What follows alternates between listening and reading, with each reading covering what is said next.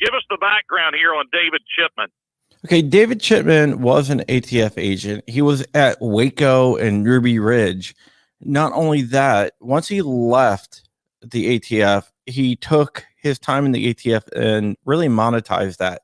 He went to work for a company called Shot Caller, which is it triangulates gunshots. It really doesn't work, but he went to work for them. Then he helped Mike Bloomberg set up every mayor for every mayor against illegal guns, which turned into every town for gun safety. And then he went to work for Giffords. He became a lobbyist for the anti-gun side, and he is very, very anti-gun. In fact, one of the things that he did was he said that the ATF should reclassify detachable magazines as machine guns. Oh my gosh. This is a dangerous dude. Now, when you say, okay, he was at Waco, he was at Ruby Ridge, there were a lot of agents there. First off, we got maybe some younger folks that don't really remember the significance of those events back in the 90s. So take us back first off to Waco. Okay, Waco, there was a religious sect called the Branch Davidians that set up a camp in Waco. They had their church in Waco, and it basically was a commune. Well, the ATF, yeah. So David Koresh, right? Yeah, David Koresh. Yeah. So the ATF got word from a confidential informant that they were buying a lot of guns. So the ATF went there and they tried to make a big show of actually doing a raid to arrest David Koresh, which was kind of interesting because the guy jogged every morning by himself. So it would have been very easy for them to grab him off the streets. Mm-hmm. It turned out that they didn't have any illegal guns. And what happened was they put flammable tear gas into the building, and it caught the building on fire, and near 90 people died. David Chipman lied about Waco in several different times. One of the things he said was that the Branch Davidians shot down 2 National Guard helicopters with 50 caliber Barrett guns, which was a total lie. No helicopters were shot down in Waco. So he uses that to monetize on that. And he actually said that he was proud of how they handled the raid that killed 90 Americans. Yeah. It's a blight on American history, what happened there. And many innocent people who were caught up in that cult were killed.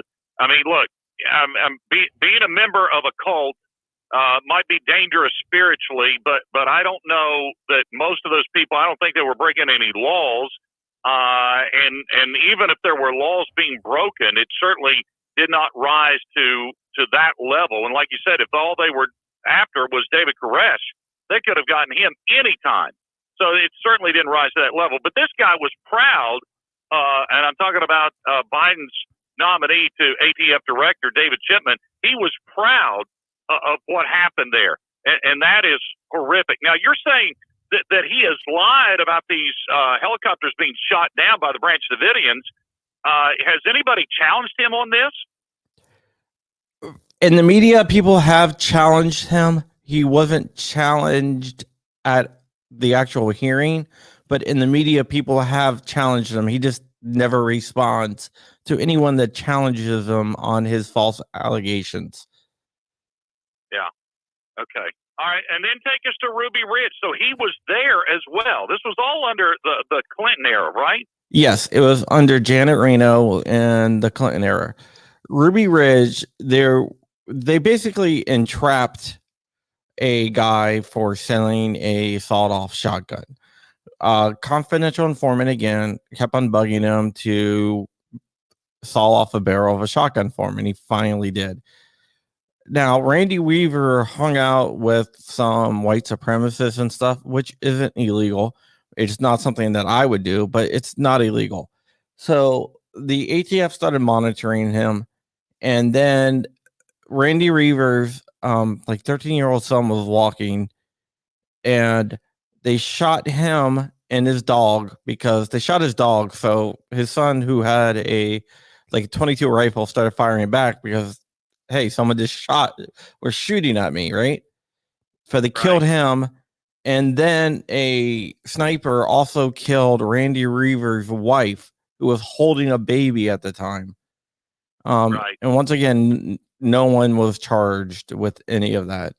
Randy Reaver, after the standoff was over, Randy Reaver was exonerated on the charges, and he didn't face any type of criminal punishment because he won in court. And so what's David Chipman's view of what happened at Ruby Ridge? He's proud of his time in the ATF and everything he did in the ATF. Yeah. And he spent 25 years as a special agent. And he is an outspoken gun control advocate. Now, I'm seeing news reports that he's being endorsed by police groups. Is that true? Law enforcement groups? Some law enforcement groups are endorsing him. Once again, it's not the rank and file law enforcement that are endorsing him. It's the leadership of the unions that are endorsing him. You have to be very careful when you say that law enforcement is endorsing him, because the law enforcement I talk to, most of them are against his nomination. It's just the leadership of the unions, and basically that's all they do is lead unions. Yeah. One U.S. Senator John Kennedy, Republican from Louisiana, said Biden's nominee, like ATF's Chipman, have contempt for America and Americans. Will he face enough scrutiny in this Senate hearing, or in the confirmation? We hope. In this confirmation hearing the other day, he did say some stuff that was very disturbing. For example, he thinks that all semi-automatic rifles that can take a detachable magazine are so-called assault weapons. He actually called them assault rifles. But he thinks that they should be banned, and he thinks that they should be treated like machine guns by being put on the NFA and not allowing companies to produce them anymore. So basically, back in the early 90s, you can get a fully auto machine gun for $1,000. Now they're over 20,000 because after 1986, you couldn't produce them anymore. So that's what he wants to do with the modern sporting rifles like the AR-15, which are the most popular rifles in the country. He's a really scary nominee. He is the most anti-gun nominee of any cabinet position or any head of any agency in the history of the country. Yeah. Well, when the Washington Post says that Democrats say David Chipman's the perfect candidate to run the Bureau of Alcohol, Tobacco, and Firearms, that's a red flag. Oh, of course. In 2018, he came out with an article in Giffords, and basically he said some really disturbing stuff there. Like, he wants to ban any shotgun, whether it's a pump action or semi-automatic, that holds more than 12 shells. He wants to consider magazines machine guns. He made up some term called armored piercing pistols for any AR-15 or AK pistol out there. So armored piercing pistols. It's like ammunition's armored piercing, not the actual gun itself. And it's really, really disturbing what he wants to do.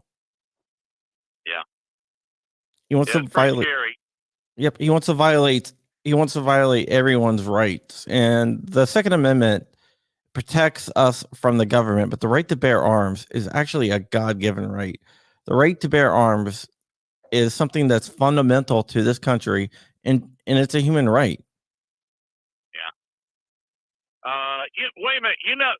Are you trying to say that the AR and AR-15 doesn't stand for what they say it does? Assault rifle? No, they always say that it stands for assault rifle or automatic rifle or anything. It stands for Armor Light Rifle, which was the company that actually produced the AR-15. Eugene Stoner back in the 50s came up with a design for a rifle, and Armalite originally had the patent. Then they sold it to Colt, and the rest is history.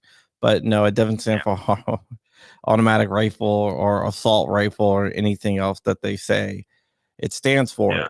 And a lot of the guys like David Chipman, I'm convinced that he knows what it stands for, but he's intentionally misleading people. Yeah, absolutely he is. And folks can learn a lot more about David Chipman and also how to protect your Second Amendment rights at gunowners.org, gunowners.org, Gun Owners of America. I recommend them. We're talking to Virginia State Director of Gun Owners of America, John Crump. John, great information. Also, Ammo Land News. What's the website for Ammo Land News? Just ammoland.com. That's where I report on the ATF and FBI. I do a lot of leaks. So if you want to know what the FBI and ATF are thinking about guns, just go read my stuff. You can find out. And a lot of it's really disturbing. Yeah. Good deal. All right. Great job. I really appreciate you coming on, man. Thank you. All right. Thank you too. All right. All right. John Crump from Gun Owners of America and AmmoLand.com. This is the Tom Roden Morning Show. Thanks, John. Great job. Thank you too. All right, bud. Talk again. Bye-bye. Bye. Bye. All right, guys.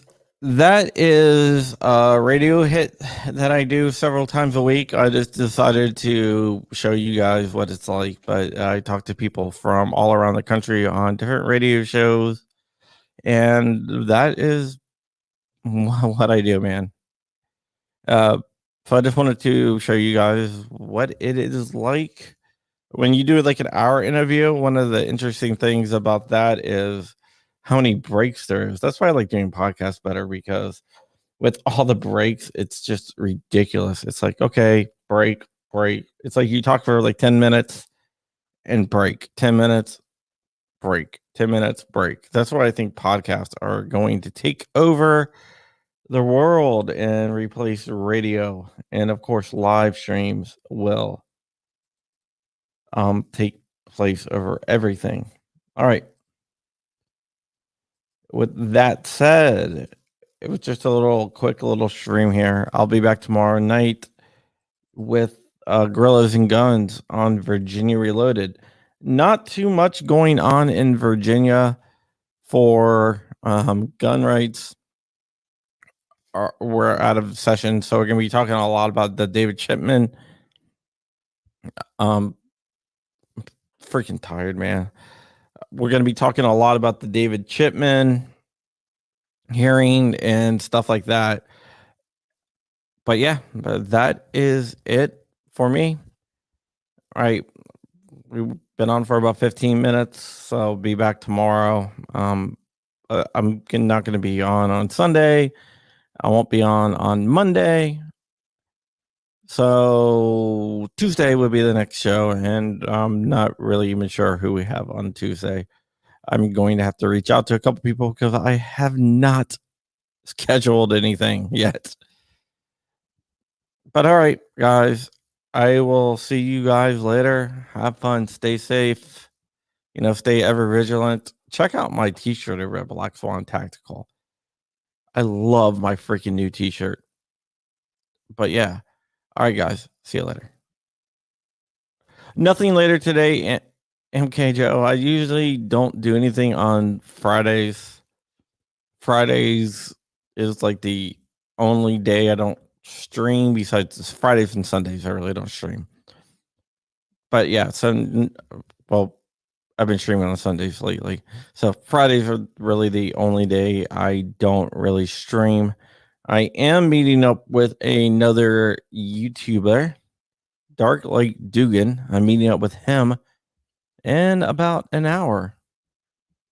So that's going to, yeah. I'll be back tomorrow, MK Joe.